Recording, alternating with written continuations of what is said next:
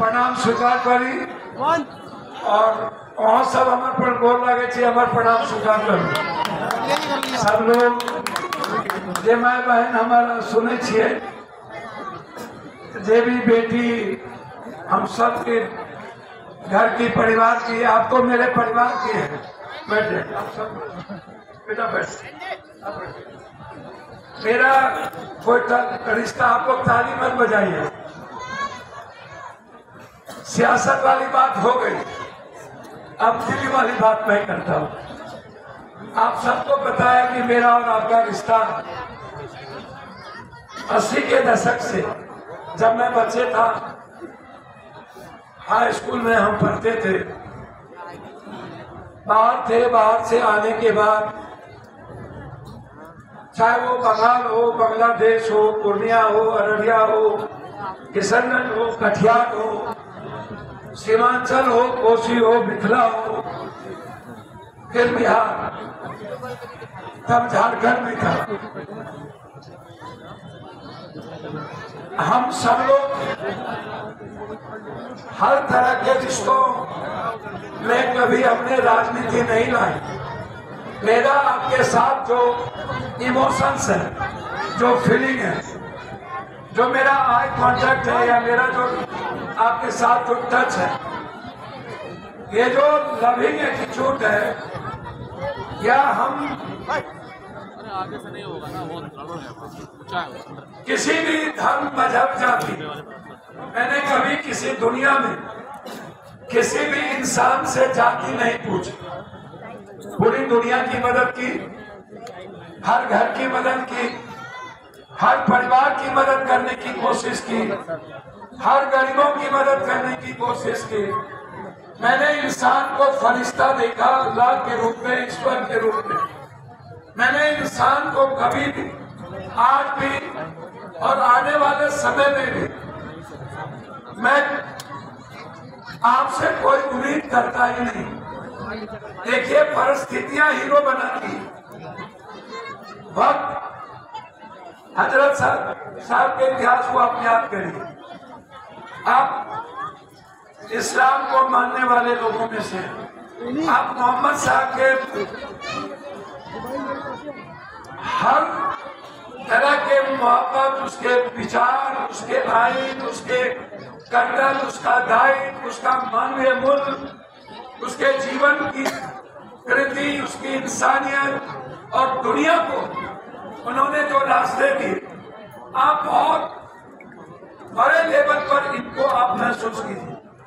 क्या वो कभी किसी, जब इस्लाम का जन्म हुआ या मोहम्मद साहब आए, तब तो मुसलमान नहीं न था। मुसलमान और इस्लाम तो उसके बाद बना। आप इसको क्यों नहीं सोचते?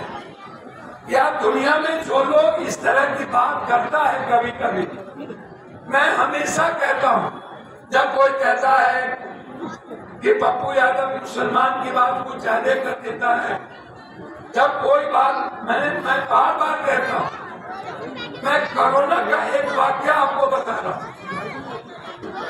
कोरोना जब पहली बार आया तो लोगों ने कोरोना को जमात से जोड़ने की कोशिश की, जमात के साथ। और जमात के साथ जब कोरोना को ट्रंप के आने के बाद जोड़ा गया, तो आप जरा याद करिए, उस वक्त मुझे क्या करना चाहिए था, क्या बोलना चाहिए।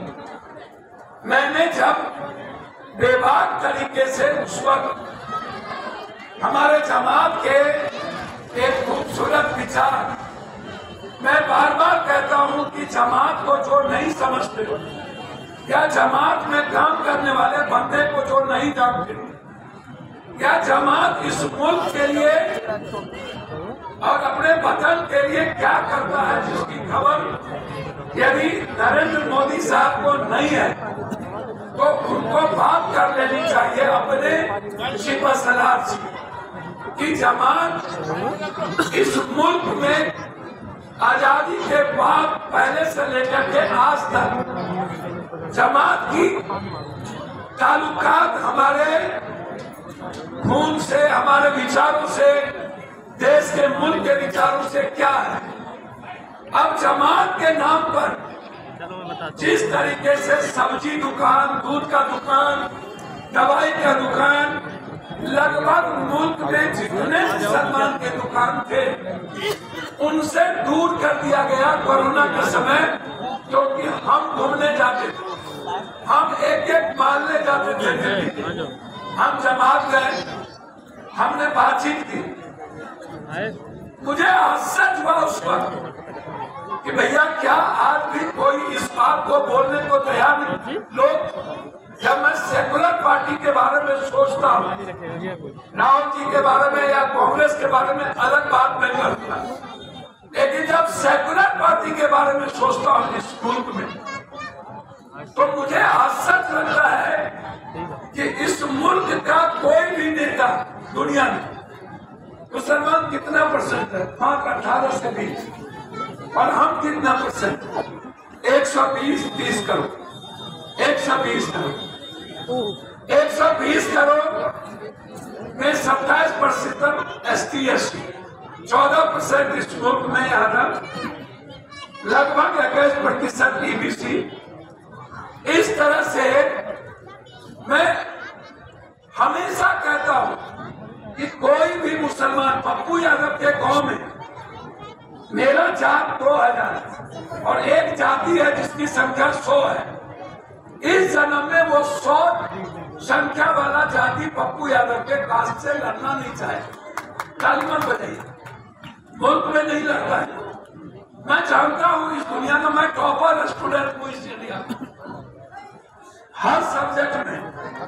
मैं, अब आप हमको बताइए, कोई भी बात, मैं आज की बात नहीं कर रहा हूं, मैं बात करता हूं बम्बई की दंगा की, मैं बात करता हूं मेरठ की दंगा की, मैं बात करता हूं इस मुल्क में कई ऐसी घटना है, और फिर बात करता हूं NRC और CA की। ये जो शाहीन बाग, जहां मैं बिना NRC CA के भी कई बार, सिर्फ शाहीन बाग का नाम नहीं है हमारी बेटी, इस शाहीन बाग के महिलाओं का नाम पूरी दुनिया में, शाहीन बाग का नाम नहीं, महिलाओं का नाम, महिलाओं का रिस्पेक्ट, महिलाओं के संघर्ष, महिलाओं की आवाज, महिलाओं का जिद, महिलाओं का एक बेहतर रिश्ते को मेंटेन करना, जिन्होंने नफरत के रास्ते नहीं देखे, जिन्होंने त्याग और कुर्बानी के रास्ते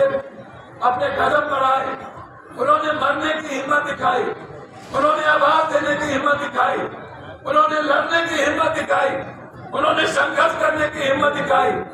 शाहीन बाग की बेटी, शाहीन बाग की वो माँ, शाहीन बाग की 60 वर्षों और 80 वर्ष की वो हमारी दादी, हमें याद है, जिसने पूरे मुल्क को अपनी ओर शाहीन बाग को देखने पर मजबूर किया। उस माँ के बदौलत, उस संघर्ष के बदौलत शाहीन बाग की पहचान बनी।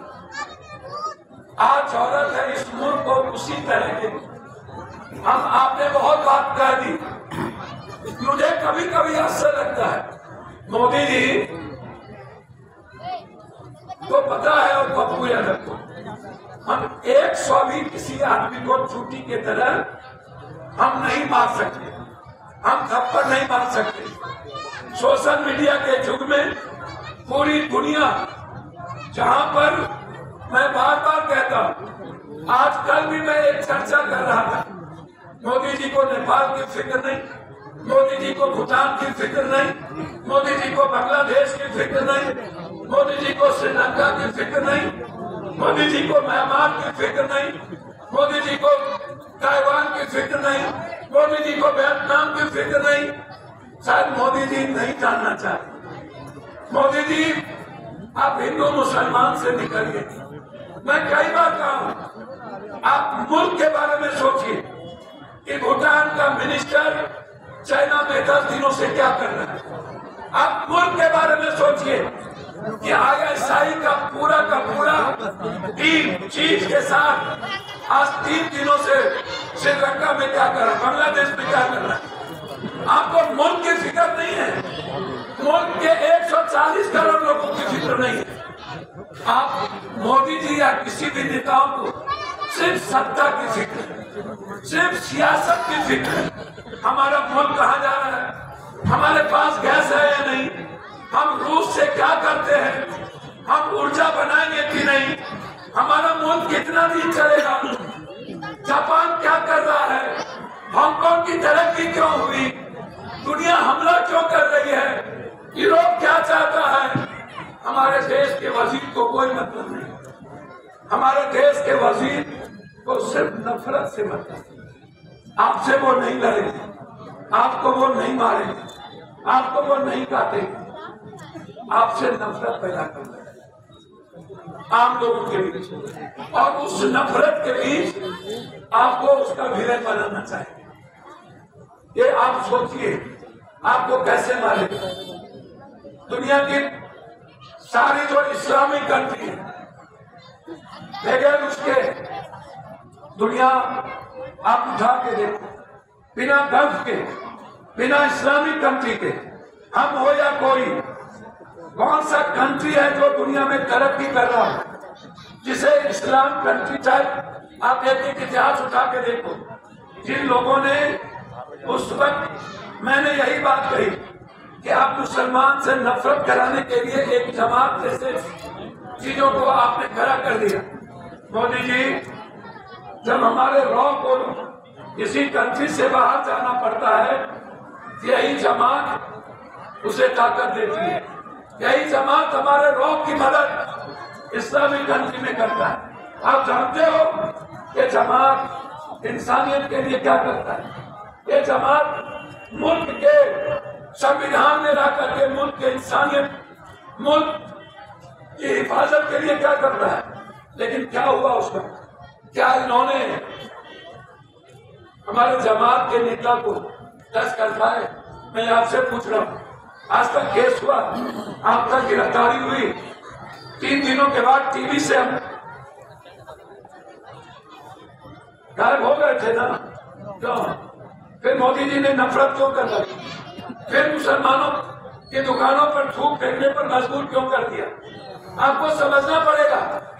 और सेकुलर नेता एक भी बोलने को तैयार नहीं। सेकुलर नेता मुसलमान को नकारात्मक समझते हैं, उनको लगता है कि मेरी वोट खराब हो गई, उनको लगता है कि मुझे मुसलमान से सिर्फ वोट की जरूरत है, इसके विचारों से, इसके मिसाल से इस दुनिया में जब जब घटना घटी, चाहे वो तलाक की बारी हो, चाहे वो वोट की बारी हो, चाहे गुजरात में हमारी बेटियों के बलात्कारियों को बरी कर दिया गया हो, जब जब इस मुल्क में, इस दुनिया में मुसलमानों को या कमजोरों को टारगेट किया गया, उस वक्त इस मुल्क के सेकुलर नेता अपनी जुबान से 1 मिनट के लिए भी आंसू पोंछना तो छोड़ दीजिए, बोलने की भी हिम्मत नहीं करता। आप इसको समझने का प्रयास कीजिए। और इसी बीच बीजेपी, आप समझिए मैं क्या कह रहा हूँ, हम आपके बिहार से, पूर्वांचल से 40%, 60% लोग यहाँ पर उत्तर प्रदेश, बिहार, झारखंड, बंगाल मुल्क के लोग हैं, और आप मेरे जीवन को जानते हैं। मेरा और आपका परिवार का रिश्ता, हमारे और आपके त्योहार का रिश्ता, हमारे और आपके पर्व का रिश्ता, जो रिश्ता मेरा आपके साथ है, यही रिश्ता मेरे किसी अनजात के साथ भी, यही रिश्ता मेरे किसी अन्य धर्म के साथ भी। यह नहीं है कि, लेकिन जब कोई बात होती है, आप सदन में उठा के देखो, पहला आवाज, पहली बार, पहला सवाल दिल की गहराइयों से अकेला पप्पू यादव करता।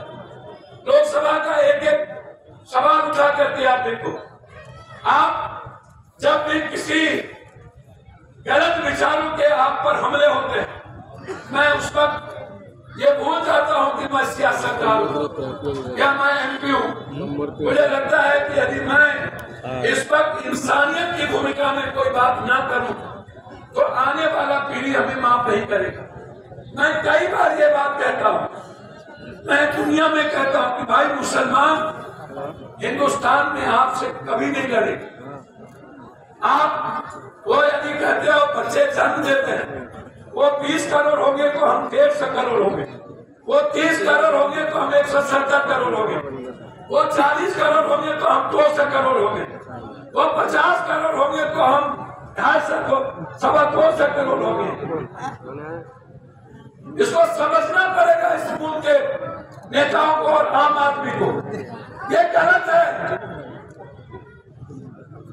कभी मुसलमानों के घर में जाइए, आप तो पढ़े लिखे थोड़ा सा भी काम करने वाले मुसलमान हैं, उनके घर में भी जाके देखिए। जाइए दलितों के घर में, जाइए हम लोगों के भी घर में, जहां पर आर्थिक रूप से कमजोर है, वहां परिवार में कितने लोग। ये गलत है, ये अवधारणा गलत बनी हुई। तलाक की बात आती है, इन्होंने कुरान शरीफ का सूरह निसा सूरह बकरा उसको पढ़ा नहीं। तलाक अल्लाह ने किस तरीके से उसको डिफाइन किया है। आप हर चीज को, हर मुद्दों को मुसलमानों के सेंटिमेंट और उसके नफरत और उसके धर्म से जोड़कर मुसलमानों के बच्चों को विलेन बनाना, ये इनकी गहरी साजिश। मैं कोई बात नहीं करूंगा दूसरी।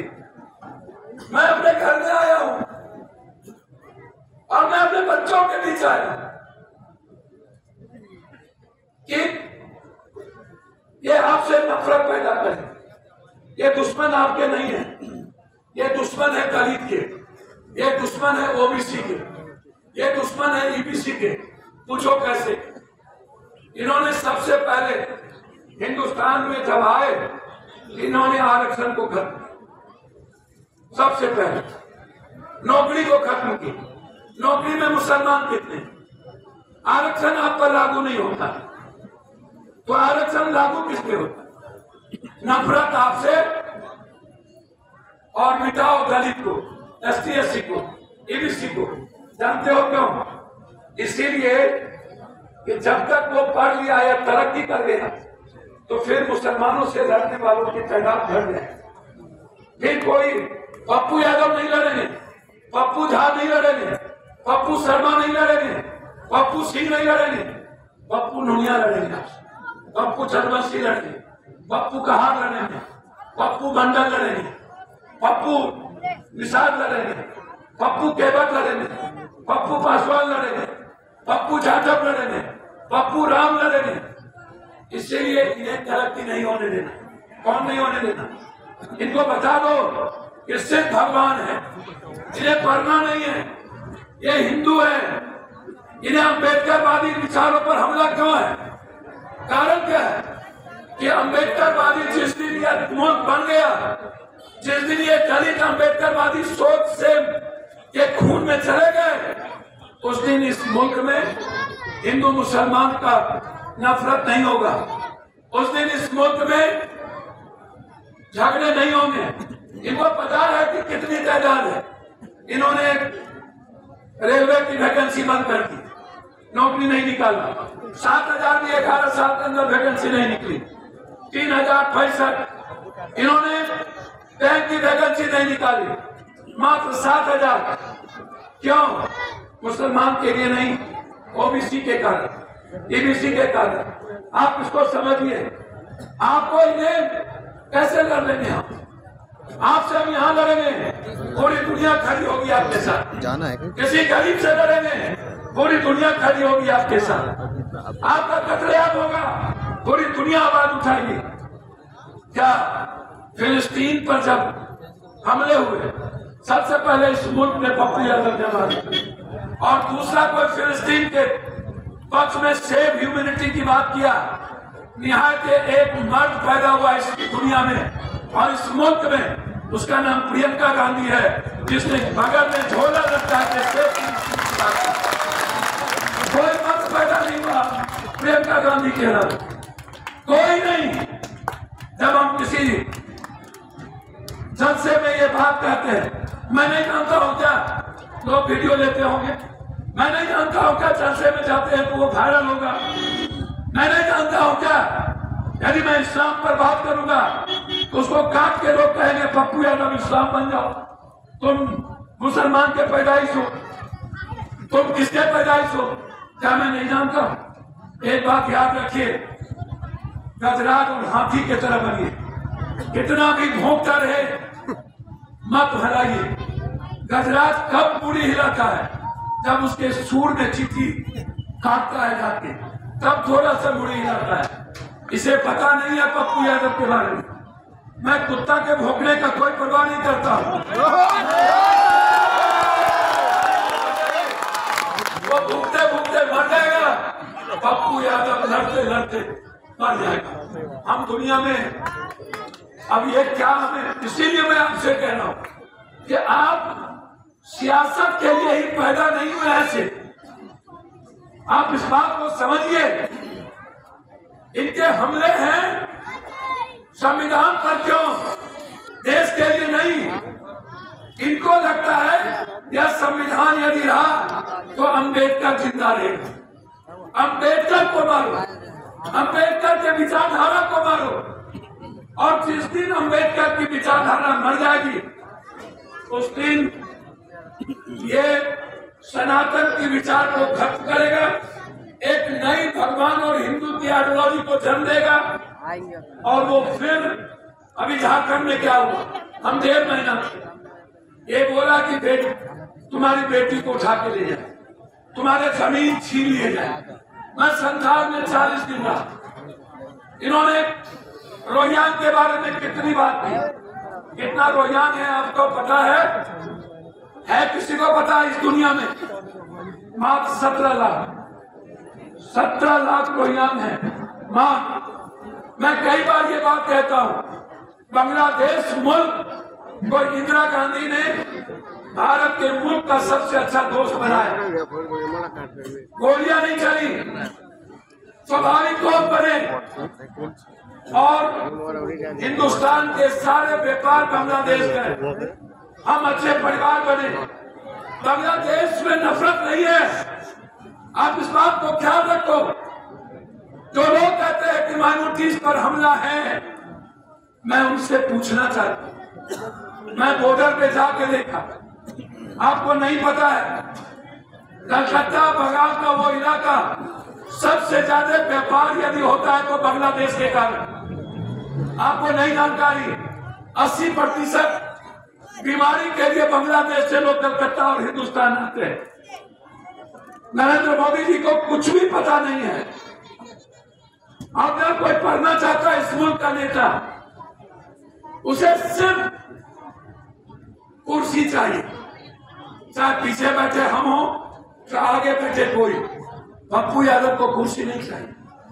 मैं दिल से कहता हूं, यदि मुझे कुर्सी की जरूरत होती तो पटना के बाहर में सब छोड़ दिया था।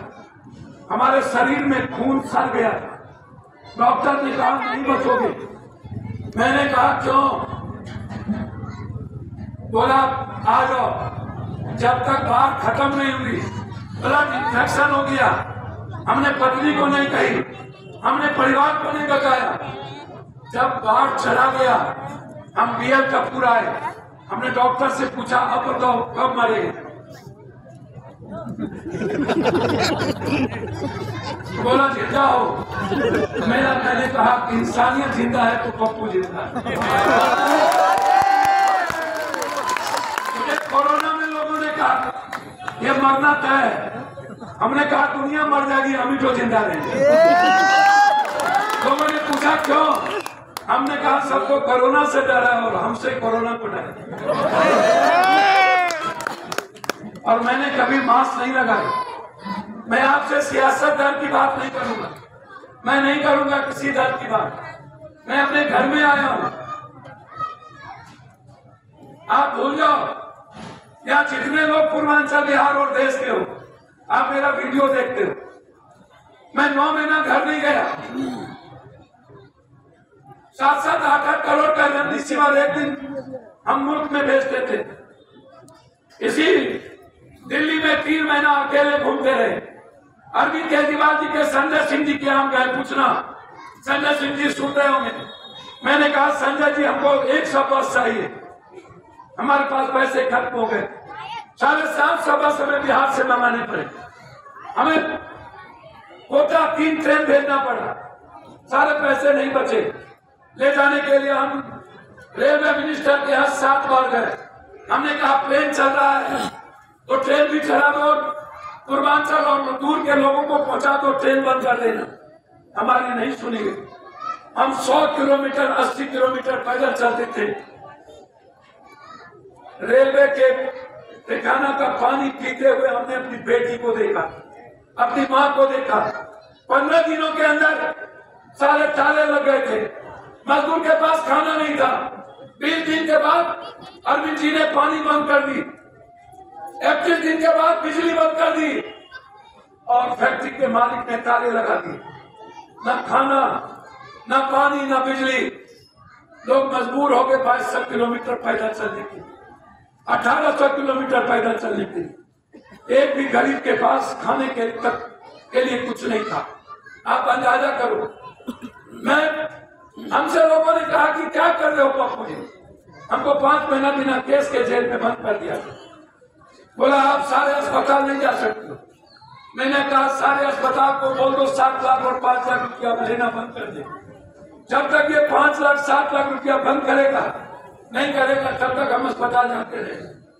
अंत में मेरी गिरफ्तारी हो गई। मैं आपसे पूछ रहा हूं कि आज अभी आप यहाँ बैठे हैं, आप 5 तारीख को वोट देंगे। आप हमें बताओ एनआरसी पर, सीए पर खुल करके किसने बात? उसके अलावा नहीं, छोड़ दो पप्पू यादव। हम 350 सभा किए। कश्मीर से कन्याकुमारी बॉम्बे। मेरी बात छोड़ दो। मैं आपकी मुखालफत इसलिए कर रहा था, ये सीएए और एनआरसी या एक राजनीतिक हथकंडा था या एक गलतियों को छुपाने के लिए, जैसे पुलवामा हुआ। कोई हिम्मत करेगा कि पुलवामा, कोई आज तक मैं सदन में बोला पुलवामा हुआ नहीं, पुलवामा करवाया गया। कोई बोलेगा? मैं कई बार ये सवाल किया हूं, हमें पुलवामा के बाद कितनी नफरत पैदा हुई। फिर मैं आ रहा हूं नफरत की। जब भी कोई घटना घटती है उसके पीछे आपको विलेन बनाना, आपसे नफरत करना, नफरत की बात करना। पुलवामा के बाद पुलवामा करने वाले पर केस हुई, गिरफ्तार हुए, पुलवामा पर बहस हुई, पुलवामा कहां चला गया? एनआरसी सीएए आपको क्या लगता है? आप हमें बताओ, आप क्यों डर जाते? आपको क्या लगता है कि ये कानून ला करके आपको, ये जो 17 लाख रोहिंग्या है, आपको पता है, जानकारी है कि भारत में कितने रोहिंग्या हैं? मोदी जी को पता है? 11 सालों से वो पीएम है। जरा हमें मोदी जी पप्पू यादव को बताओ, पूरी दुनिया में 17 लाख के रोहिंग्या में मात्र बांग्लादेशी, जिसको रोहिंग्या कहते हैं। आज भी हम बांग्लादेश में हिंदुस्तान के कितने लोग, मोदी जी अदानी जी का 33% स्टॉक और व्यापार सबसे ज्यादा बांग्लादेश में। एक तरफ आप व्यापार करते हो, एक तरफ बांग्लादेश के शेख हसीना को आप अपना खून समझते हो। एक तरफ जब आप दुनिया में इस्लामिक कंट्री जाते हो तो आप सर झुका देते हो और भारत के मुसलमानों से नफरत करते मैं ताली मत मोदी जी कहां पर मुसलमान के खिलाफ बात करता है? बोलो, इस मुल्क के बाहर बात करता है? बांग्लादेश के बारे में बात किया एक बार? शेख हसीना इंडिया में है या नहीं? तो शेख हसीना से मोहब्बत और मेरी बेटी से नफरत, मेरी माँ से नफरत, मेरी बहन से नफरत, मेरे बच्चों से नफरत, मुल्क के लिए 24 घंटा सबसे ज्यादा काम करने वालों से नफरत। आप हमें बताओ ना, मुझे और लेना देना नहीं है। मैं बार बार एक ही बात कह रहा हूं, आप अपने कामों की ओर बढ़ो। कुत्ता को भूखने दो, झोझो करके चुप हो जाएगा। आप चलते रहो, आप काम करते रहो। अभी हमारे बेअदबी की बात कर रहे थे। बेटी इस मुल्क में हमेशा बेअदबी, कभी रामायण की, कभी गीता, कभी बाइबिल, कभी अम्बेडकर, हमेशा फरिश्तों की बेअदबी की। आप उसकी चिंता मत करो। चांद पर थूक फेंकने दो, उनके मुंह पर पड़े। आप चिंता मत करो। आप लोग अल्लाह के बारे में, भगवान के बारे में यदि पप्पू यादव जैसा काफिर कुछ बात करता है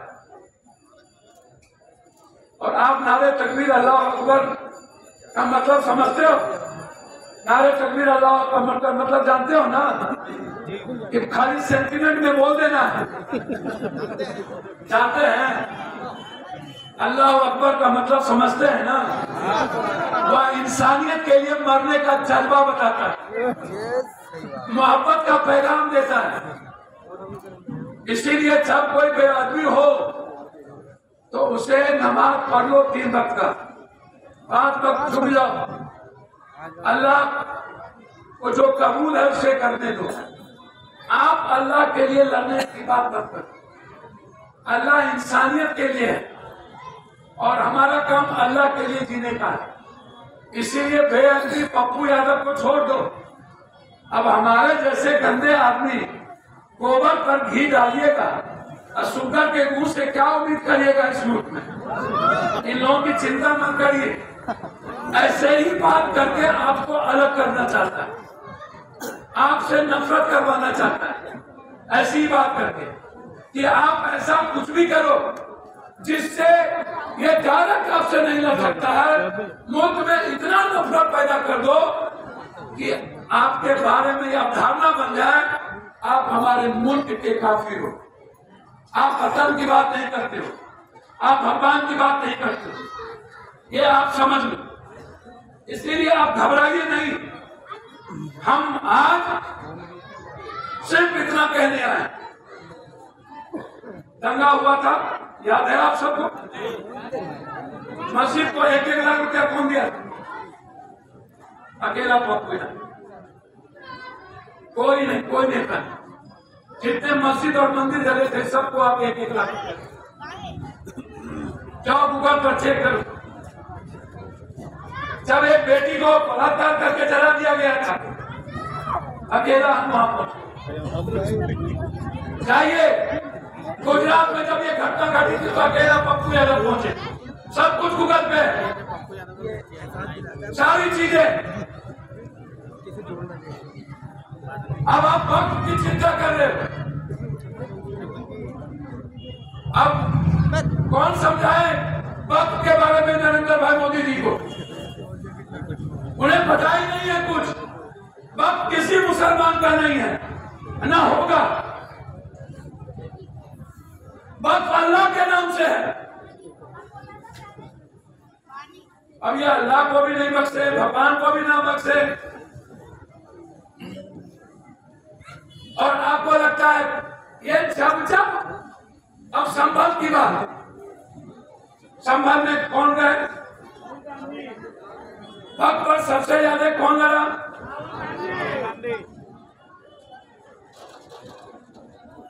गुजरात पर कौन बोला? आप सोचिए। राहुल गांधी जी को कहा जाता है ये राहुल गांधी हिंदू विरोधी, और अब राहुल गांधी को क्या कहता है पता है? अब हिंदू विरोधी नहीं कहता, अब कहता है कि ये ऊंची जात विरोधी। जब जाति जनगणना की बात आने लगी और 90% लोगों की बात जब राहुल गांधी करने लगे और आरक्षण की बात करने लगे, तब राहुल गांधी को गाली करने लगे। मैं राहुल गांधी को धन्यवाद देना चाहूंगा। उन्होंने वोट की परवाह किए बगैर इस मुल्क के 90% लोगों की परवाह किया। और जो इंसान वोट की परवाह ना करे, जो इंसान अपनी कुर्सी की परवाह ना करे, 5 पीएम के गोदी में वो खेले हैं। 5, 1 नहीं 5। और खुद एक बार उन्होंने पीएम की कुर्सी को लात मारा है, 6 बार। मैं ये नहीं कह रहा हूं कि राहुल गांधी जी फरिश्ते होंगे, लेकिन मैंने उन्हें नजदीक से समझा, उन्हें कुर्सी से ज्यादा अपने वतन के इंसानियत से समझा। वो 2 थप्पड़ मारोगे ना, वो तीसरा थप्पड़ भी खाएगा।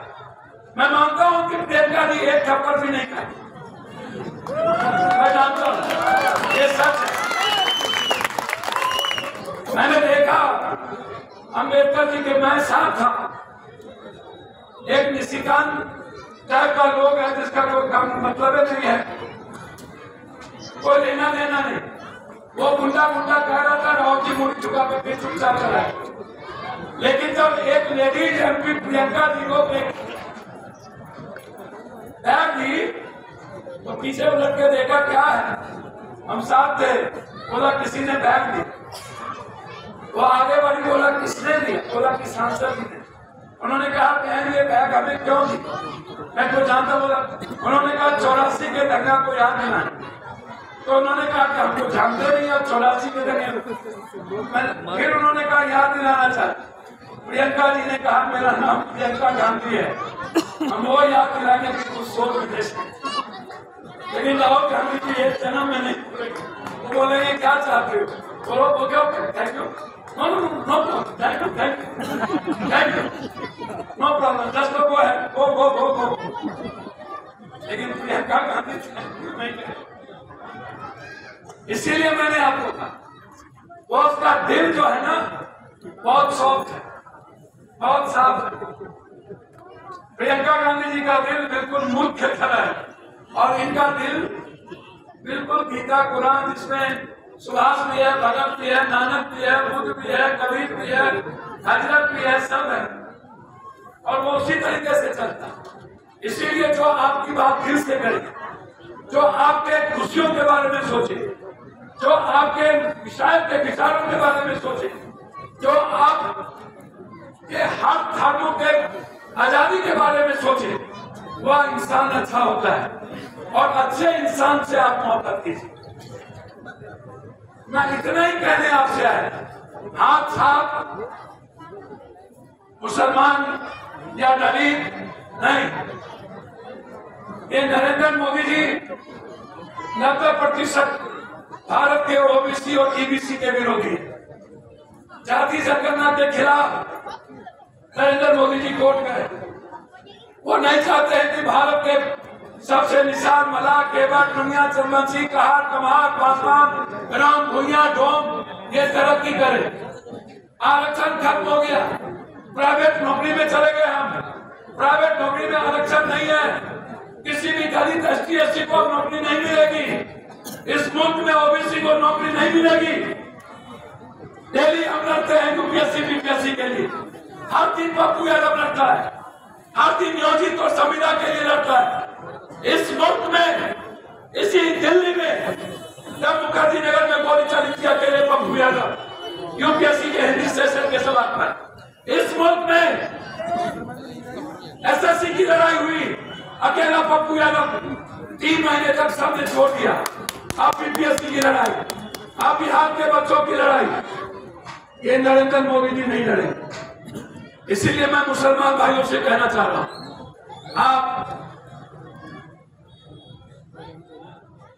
आप चिंता मत करिए। जिस मुल्क में राहुल और पप्पू जैसा आपने संस्कार दिए हो, आपने खून और बेटा जन्म दिया, उस मुल्क में किसी भी धर्म और किसी भी मजहब, किसी भी जाति, किसी भी धर्म, किसी भी भाषा, चाहे मणिपुर हो तब, चाहे पंजाब का किसान हो तब जाट के खिलाफ नफरत पैदा करे मोदी, तब महाराष्ट्र में मराठा के खिलाफ नफरत पैदा करे मोदी, तब बिहार में यादव के खिलाफ नफरत पैदा करे, तब झारखंड में आदिवासी और मुसलमान के खिलाफ नफरत पैदा करे, तब पंजाब में सिख के खिलाफ नफरत पैदा करे, तब अम्बेडकर को खत्म करके दलितों को टारगेट करे, तब संविधान नहीं खत्म करना है इन्हें अम्बेडकर के नाम को मिटाना। अम्बेडकर नहीं चाहिए इन्हें, आप उठा के देख लो। इन्हें गांधी नहीं चाहिए, इन्हें नाथूराम गोडसे चाहिए। इन्हें देश नहीं चाहिए, इन्हें सिर्फ कुर्सी चाहिए। और कुर्सी पाने के लिए इनके पास मात्र 3 चीज है। एक है मुसलमान, दूसरा अदानी का पैसा, तीसरा चुनाव। इस 3 चीज के अलावे नरेंद्र मोदी जी इस जन्म में 700 जन्म में मुखिया भी चुनाव नहीं जीत सकते। आप समझ, एक पहला टारगेट मुसलमान, दूसरा अदानी का पैसा, तीसरा चुनाव। ये 3 चीज से सियासत पर जीता रहना। और इसीलिए ये कभी संभल, कभी गुजरात, कभी भाग, कभी 3 तलाक, कभी एनआरसी, कभी सीए, कभी धरती खोदो, कभी आकाश खोदो, कभी ताजमहल खोदो, कभी मंदिर खोदो। ये खोदते रह जाएंगे, खोदते खोदते ये दफन हो जाएंगे। लेकिन इस मुल्क से मोहब्बत करने वाले को कोई दफन नहीं कर सकता। इसीलिए आपके खिलाफ सेकुलर पार्टियां भी है, याद रखिएगा। आप सेकुलर नेता का उठा के देख लो। एनआरसी में बिहार में कोई निकला, वक्फ बोर्ड पर बोला, संभल पर बोला, तलाक पर बोला, यूपी में बोला। जब यूपी में एक जुर्म हो रहे थे तब निकले, कोई निकला? सबसे ज्यादा जुर्म यूपी में हुआ। कहाँ थी सेकुलर पार्टियां? कहाँ थी? कहाँ थे वो लोग जो मुसलमान की बात करते हैं? आप याद करिए, मैं नाम नहीं लूंगा एक ऐसे इंसान का जो सी टीम है, यदि बी टीम है अरविंद केजरीवाल। अरविंद केजरीवाल से बढ़कर याद रखिएगा, जो 3 बार झूठ बोले, पहला बार झूठ बोले एकला, दूसरा बार झूठ बोले दोगला, तीसरा बार झूठ बोले तेगला। ये 3 पे छुरी भोगता है, ये झूठ का ठेकेदार है। आप उठा के देख लो, आम आदमी रहेंगे दुनिया में सबसे ज्यादा खास आदमी। सुरक्षा दो जगह से 201 यूनिट बिजली, 3 गुना पैसा, पानी, गंदगी, जमुना पार, प्रदूषण वर्ल्ड का सबसे ज्यादा, पेरिस की सड़क खत्म, हरियाली खत्म, माला लाइफ में न सीटी स्कैन, न अल्ट्रासाउंड, न एमआरआई, न एक्सरे, न जांच। पेट में दर्द हो ललका टेबलेट, माथा में दर्द हो ललका टेबलेट, कमर में दर्द हो ललका टेबलेट, पेट झड़ जाए ललका टेबलेट। माला लाइफ के नाम पर अपने वर्कर को पैसा। कांग्रेस, आप बात करिए मोदी का 11 साल और कांग्रेस। काला धन गायब, जाली नोट गायब, 15 लाख गायब, ब्लैक मनी गायब, नोटबंदी गायब, पुलवामा गायब, जीएसटी गायब, जनधन योजना गायब, आयुष्मान गायब। याद करिए मनमोहन सिंह के समय right of RTI, right to education, Rajasthan में राइट टू हेल्थ। याद करिए मनमोहन सिंह का राइट टू फूड। याद करिए मनरेगा, याद कीजिए इंदिरा आवास, याद कीजिए राजीव गांधी परियोजना, याद करिए 6 निःशक्त पेंशन, विधवा वृद्धा से लेकर निःशक्त, याद करिए स्टेपन, याद करिए स्कॉलर, याद करिए छात्रवृत्ति, याद करिए कल्याण छात्रावास, याद करिए जेएनयू, याद करिए एएमयू, याद करिए टीयू, याद करिए दुनिया में कोई ऐसी चीज, कस्तूरबा, जामिया। आप कोई चीज याद करोगे तो आपके हर सांस में खून में कांग्रेस मिली। नरेंद्र मोदी जी का 11 साल, एक भी नया स्कूल नहीं, सारी ट्रेन कांग्रेस, सारी पटरी कांग्रेस मोदी जी का वोट दें। एक बुलेट कभी खुलेगा नहीं और दूसरा वंदे भारत कभी गरीब चढ़ेगा नहीं। आम तेल के डिब्बा गाय, 7 डिब्बा गाय, कोरोना की 3,333 भोगी गाय, कोरोना के बाद लगभग आम आदमी की ट्रेन गाय। इन्हें आम आदमी से मतलब नहीं, इन्हें अदानी को पैसा किससे मिलेगा उससे मतलब। हर काम मोदी जी अदानी के लिए कर, हर काम मोदी जी पैसे के लिए कर। हमारा भी हमें तू न पा, तोरा भी हम न पा, कच्चे पक्के हैं। बड़े मियाँ तो बड़े मियाँ, छोटे मियाँ सुभान अल्लाह। ये दोनों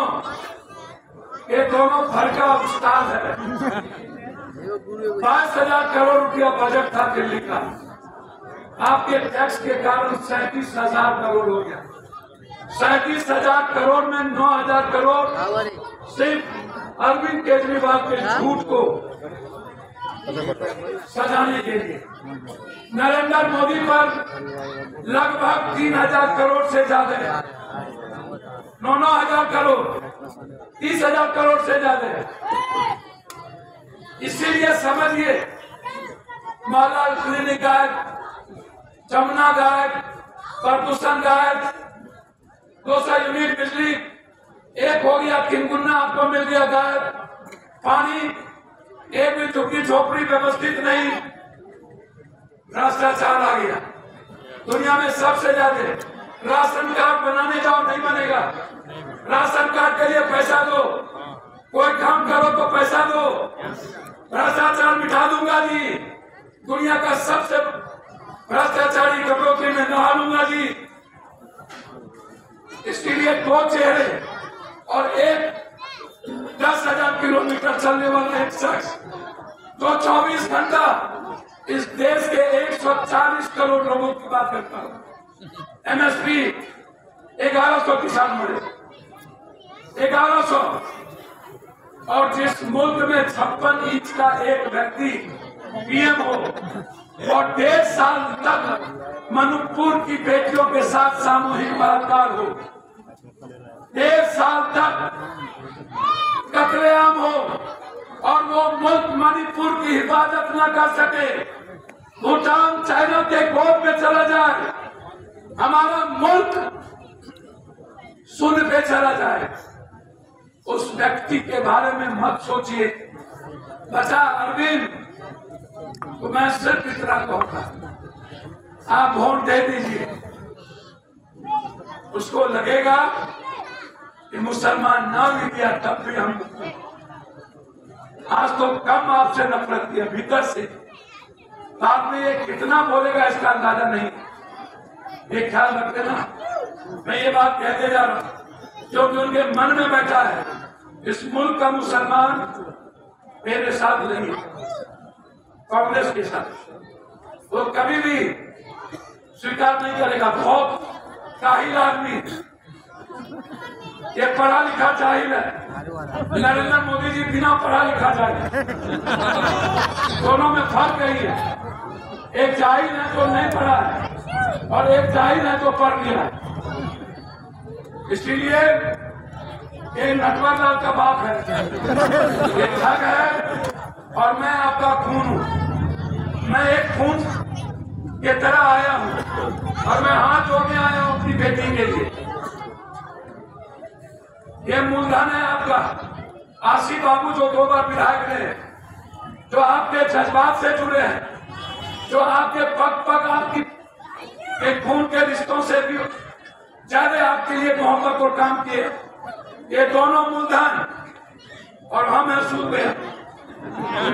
अच्छा सूद नहीं, इस्लाम में सूद छोड़ दीजिए भैया, इस्लाम में सूद नहीं चलेगा, ब्याजे रहने दीजिए। तो हम है ब्याज, ये दोनों है मूलधन।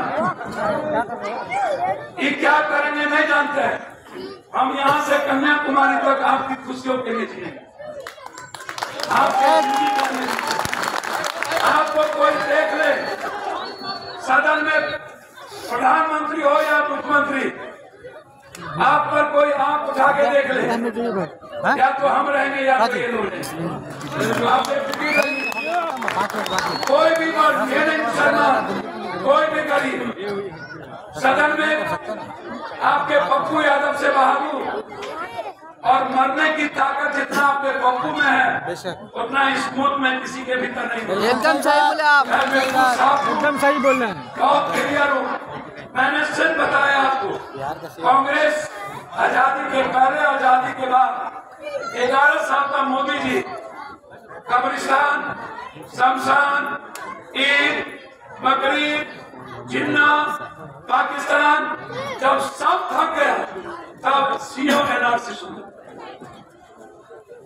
जब सबसे ये नफरत नहीं करा सके, कब्रिस्तान से, शमशान से, ईद से, बकरीद से, जिन्ना से, पाकिस्तान से, पुलवामा से, ये जब थक गया तब लगा रोको, अब नहीं होगा, अब इसको छुट्टी ला। ये पीठ से निकलेगा तब हिंदुस्तान में दिखाएंगे, देख लो यही पीठ से निकला, यही लोग पीठ में है। इसीलिए आप चिंता मत करिए। और ये सब उसी की कड़ी है, और इस कड़ी में आपके साथ कौन खड़ा है सोचना आपको, और आगे कौन खड़ा होगा ये भी बात सोचना। और मुल्क के लिए अच्छा कौन, शीला दीक्षित या अरविंद केजरीवाल, ये बता शीला दीक्षित। इस दिल्ली के लिए अच्छा कौन, शीला का विकास या अरविंद का विकास? जोर से बोलिए ना। हरियाणी कांग्रेस लाई, यस यस, मेट्रो शीला लाई, यस, फ्लाईओवर शीला लाई, यस, प्रदूषण कम शीला की थी, पैदा हो रहा है। दिल्ली को सजाने का काम शीला ने किया। यस, अरविंद कोई एक चीज का नाम, कोई कुछ झूठ कह रहा है, कुछ नहीं, आपका नाम नहीं दे दूंगा। अरे पगला, जब तू 3 बार नहीं दिया तो 4 बार क्या देगा? अरे तुम दोगे और हम डेली देते हैं, तुम इसका टैक्स लेके देते हो, और पप्पू यादव जमीन बेच के दुनिया को तुम क्या दोगे यार?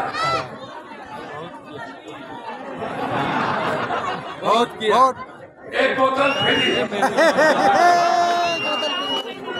इसीलिए मैं अपनी बेटी के लिए नहीं, हमारी बेटी को आप जानते, इनके वाजिब को जानते, इनके कामों को जानते और इनके रिश्ते को जानते।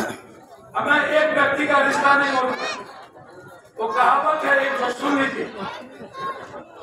राजस्थान में जब बच्चा होता है तो पवड़िया नाचने लगता है, जब चुनाव आता है तो एक पवड़िया है जो दिल्ली देश में नाचना शुरू कर दिया, नाच रहा है, इसका नाम नहीं ले, वो मेरे मित्र हैं, नाच रहा है, मित्र की बेवकूफी नहीं कर सकता। बोल दिए। मैं दिल से मैं चाहता जरूर हूँ, लेकिन जब मुल्क की बारी आती है तो जैसे कृष्ण ने अपने सारे रिश्ते को खत्म किया था, हजरत ने यजीद के साथ पूरी की पूरी दुनिया थी, लेकिन मोहम्मद साहब ने यजीद की ताकत को मिटाया था। और आप हसन और हुसैन को अब याद नहीं, तो पप्पू यादव मित्र जरूर है हमारे वो, जिनका नाम मैं ले रहा हूं, लेकिन यदि मुल्क का सवाल और आने वाले कौम का सवाल होगा और उसमें वो कहीं भी गलत रास्ते आएंगे, पहले हमारा कौन, पहले मेरा धर्म और मेरी विचारधारा, तभी कोई रिश्ता।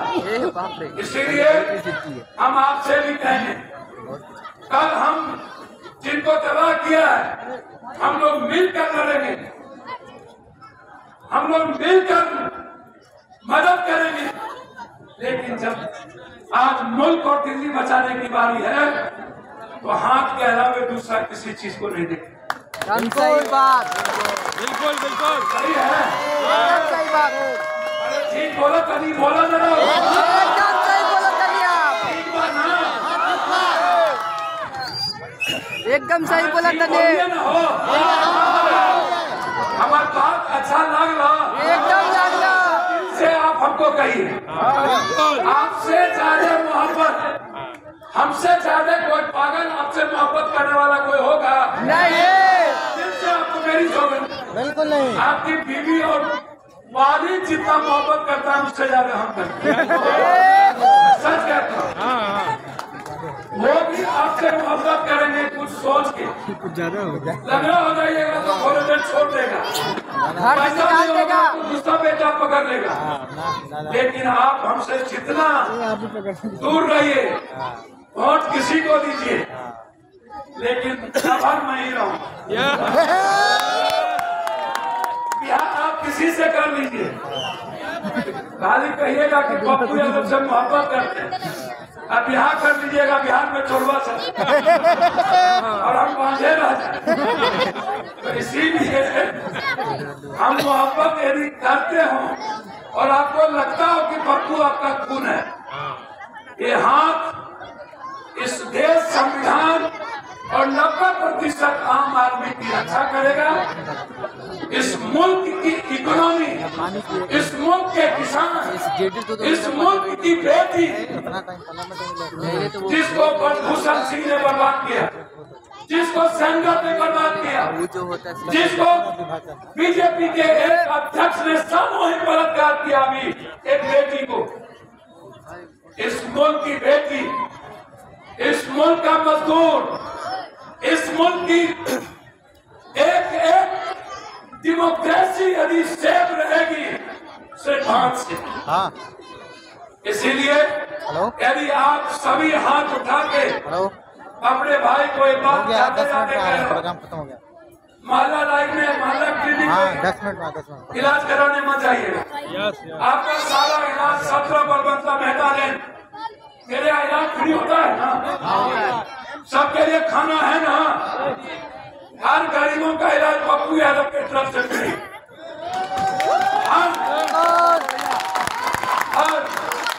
और जो भी शाहीन बाग में गरीब किसी भी जात का बेटी जिसके पास कुछ ना हो, निकाह हो, शादी हो, 1 महीना पहले भेज दीजिएगा बेटी को मेरे तरफ से 50,000 रुपया।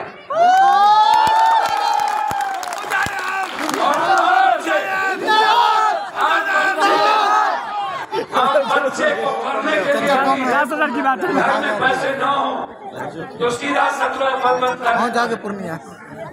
पप्पू यादव जब तक जिंदा है, इस देश का कोई भी जात और धर्म मजहब के बच्चे कोई एजुकेशन पैसे के अभाव में नहीं होने देंगे। ये 3 चीज पप्पू यादव का प्रतिज्ञा है, ये मैं आपको कह दे रहा हूँ।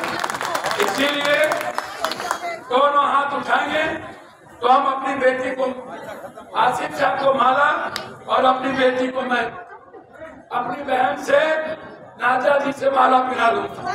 दोनों हाथ उठाइएगा तब।